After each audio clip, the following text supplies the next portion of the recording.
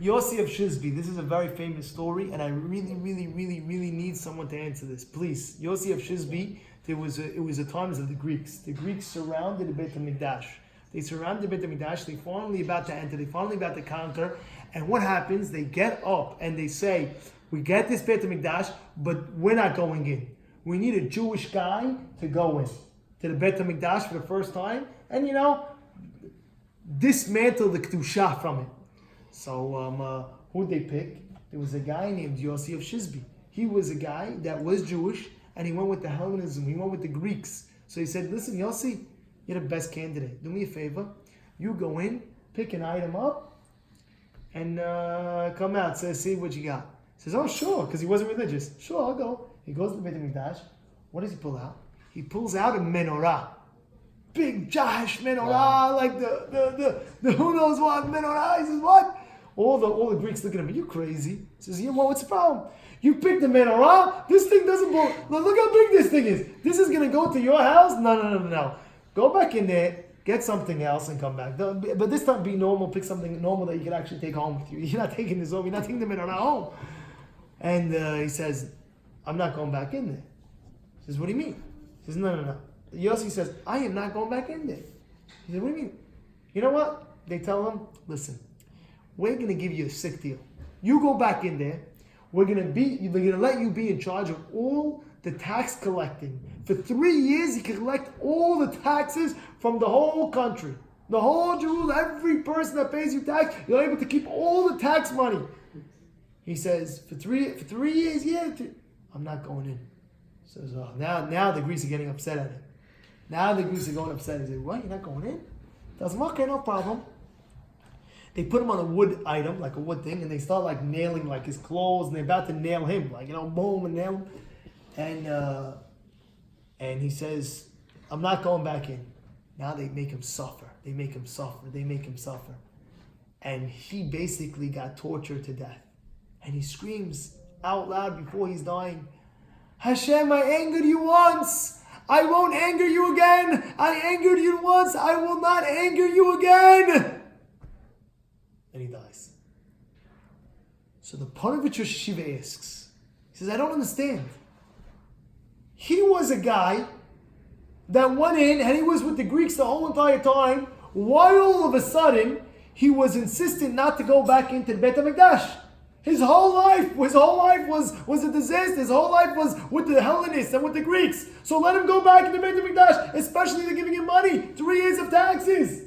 Why does he need that torture? He did it in the beginning. What happened now?" Everybody hears the question? Mm-hmm. Anybody want to throw an answer? You hear the question though. Panovich Rosh Yeshiva says, Kedusha went in. Beauty.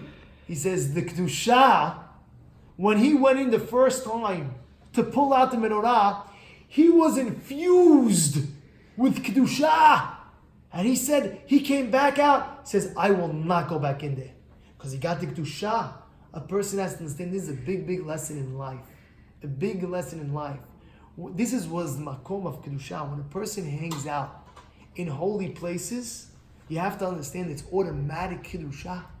I'll tell you this. I learned today in Masechet Berachot Daf Chet Amud Aleph. Daf Chet Amud Aleph. One Rebbe tells the other. Rabbi Yochanan says, in the people outside of Israel, they're living very long lives. So he says, how are they living very long lives? It says, "Leman yirbu yemechem v'yimei al ha'adama." You get long life al ha'adama if you keep the mitzvot on the adama. Which adama is it referring to? Eretz Yisrael. So how can the people outside of Israel get a long life? The pasuk says you have to be al ha'adama. You have to be in Israel to get a long life. If you do the Torah and mitzvot in Israel, you get long. So how are they getting a long life if they're living out in Israel? You know what the Gemara says? Because they were in the SHUL, in the Batei Midrashot, they were learning Torah.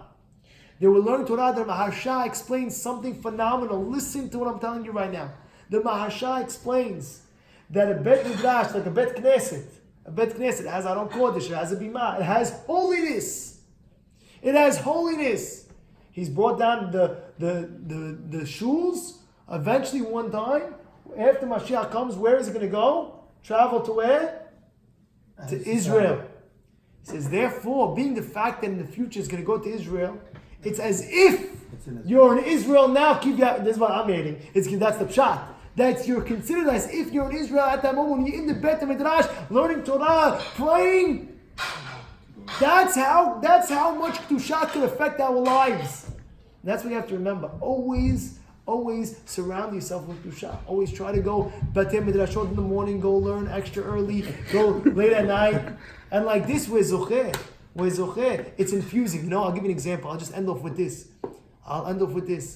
How many times it happened to me? One time, one guy called me up and said, Rabbi, please, we need you badly. I said, what? He said, I'm in an apartment. He says, yeah, what's the apartment? They're all smoking. They need chizuk badly. They're going to do Mehalel Shabbat, heaven forbid. They need chizuk. Come ASAP. ASAP. Emergency. SOS. I get the text. I get scared. SOS. 11 o'clock at night, I pull out. I said, get home, going to the AP. I go there. I'm not even kidding you. I'm not exaggerating. Maybe 20 guys. But now I'm the rabbi going into their territory, so they feel it's comfortable. They're rolling up, I don't know what, you know what I'm saying, the green stuff, and the little, right? Yeah, and I don't know what it is. And they want me to try to bring them back with tshuva. Please, Rabbi, bring them back with tshuva. So I go there, I'm saying, I'm giving them chizuk, this, that. I say, we don't live here forever. We go to Gan Eden, and one day we're going to be in service. We're going to be with Hashem. We're going to get the best reward. This world is a joke. It goes away in 2 minutes fast. Everything's very fast, instant. But over there, that world is forever and ever and ever. Be tzaddik, you get big reward in this world and the next world. I'm giving, going. I go home that night. My wife says, it smells like, I don't know what, it smells like a skunk. I said, what? I don't know what you're doing. I was like, oh my goodness. I'm like saying, I don't know what it is, this, that.